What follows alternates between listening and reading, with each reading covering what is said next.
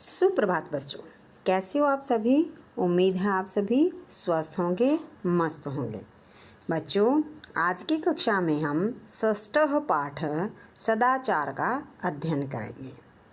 हमारा पहला श्लोक है, आलस्यम ही मनुष्याणां शरीरस्थौ महान रिपुः न अस्ति उद्यम समो बन्धुः कृत्वा यम नावसीदति।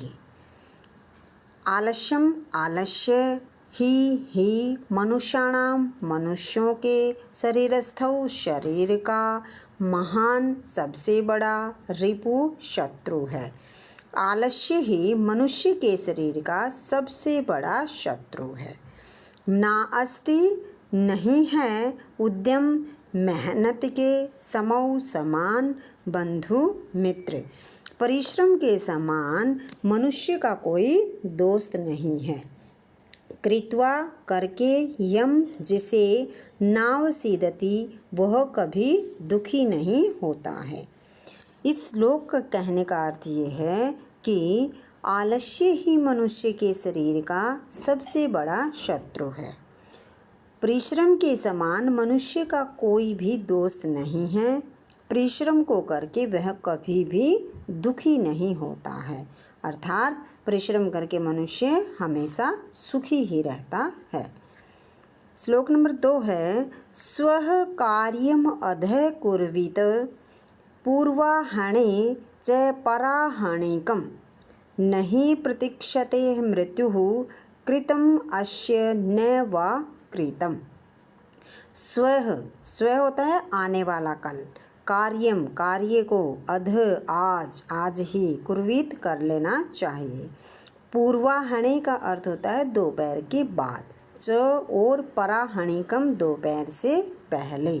नहीं प्रतीक्षते इंतजार करती है, मृत्यु मौत। कृतम अश्य का अर्थ होता है किया गया है, नहीं वा या कृतम नहीं हुआ है। कहने का अर्थ क्या है कि हमें आने वाले कल यानी कल का जो काम है वो आज ही पूरा कर देना चाहिए। दोपहर बाद किया जाने वाला काम दोपहर से पहले कर लेना चाहिए, क्योंकि मृत्यु कभी किसी का इंतज़ार नहीं करती है। मृत्यु यह नहीं देखती है कि यह काम समाप्त हो गया है अथवा नहीं हुआ है। इसका कहने का अर्थ ये है कि हमें जो भी कार्य करने हैं उन्हें आने वाले कल पर नहीं छोड़ना चाहिए, परंतु बल्कि उन्हें समय पर ख़त्म कर देना चाहिए। क्योंकि जो हमारा जीवन है वो बिल्कुल क्षणभंगुर है। जीवन कब समाप्त हो जाएगा इसका कोई भी पता नहीं है। श्लोक नंबर 3 है, सत्यम बुरियात प्रियम बुरियात न बुरियात सत्यम अप्रियम प्रियम च नानृतं बुरियात एषः धर्म सनातनः। सत्यम बुरियात, सत्यम सच, बुरियात बोलना चाहिए, प्रियम मीठा, बुरियात बोलना चाहिए, नहीं बुरियात बोलना चाहिए, सत्यम सच, अप्रियम दूसरे को बुरा लगने वाला, प्रियम मीठा, च और नानृतम बुरियात यानी सिर्फ खुश करने के लिए बुरियात बोलना। ऐसा धर्म सनातन है, ऐसा यह धर्म सनातन है।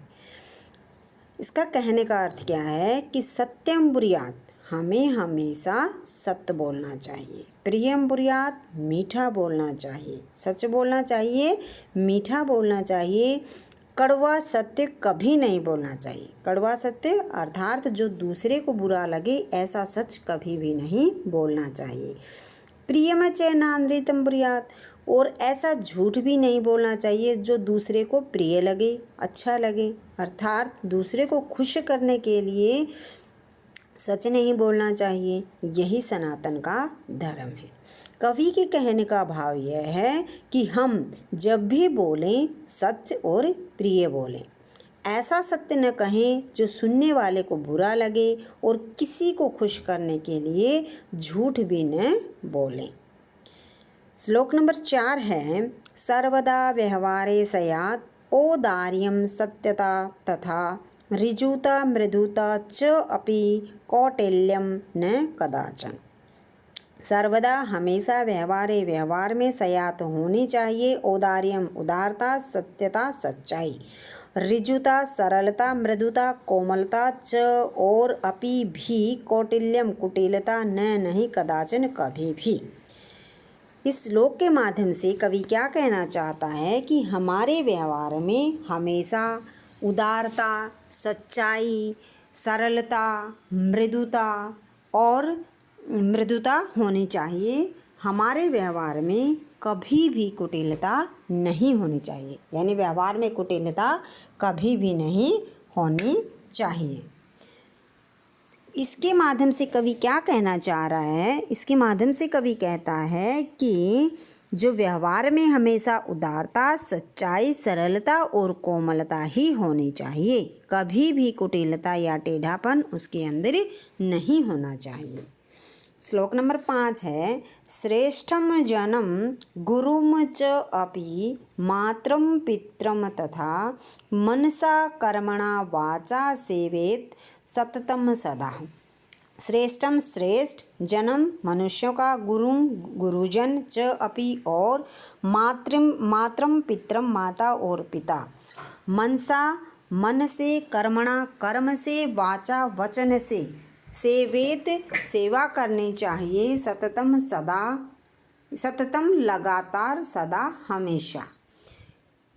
कवि कहना चाहता है कि हमें श्रेष्ठ व्यक्तियों की, गुरुजनों की और माता पिता की मन से, कर्म से और वचन से सेवा करनी चाहिए, निरंतर सेवा करते रहना चाहिए। हमें अपने जो माता पिता हैं, अपने गुरुजन हैं और सज्जन व्यक्ति हैं, उन सभी की मन, कर्म और वचन से सदा सेवा करनी चाहिए, हमेशा उनकी सेवा करते रहना चाहिए।